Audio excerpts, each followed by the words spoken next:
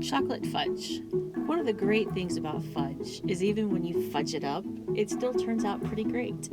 For this recipe, you will need 21 ounces light brown sugar, 12 tablespoons of butter, a 5-ounce can of evaporated milk, a generous pinch of salt, 12 ounces of bittersweet or dark chocolate, and 5 ounces of marshmallows. You could also add some nuts if you like, but I don't.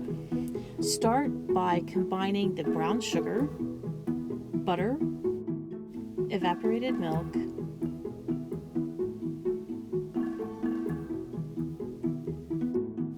and a little salt in a heavy saucepan. The amount of salt you use will depend if you use salted butter or not.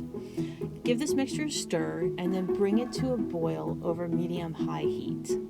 Then reduce the heat to medium and continue cooking until the mixture and stirring frequently until the mixture reaches 234 degrees on a candy or digital thermometer.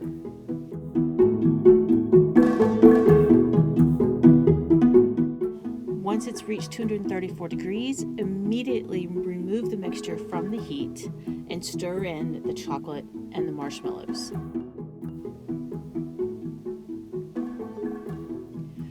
Whisk the mixture until the chocolate is melted and the marshmallows are completely incorporated.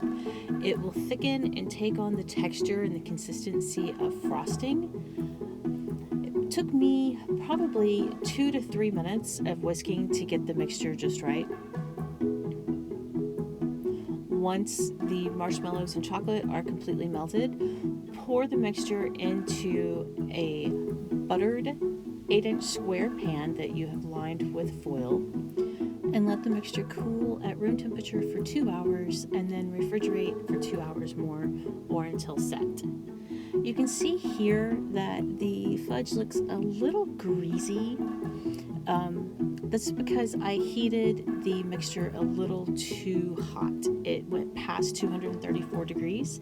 Now that it's cooled, you can see that it looks a little grainy. And again, that's because I went past 234 degrees. But you know what? It still tastes fantastic. Once your fudge is set, cut it into 1-inch squares and store it in an airtight container for up to 2 weeks.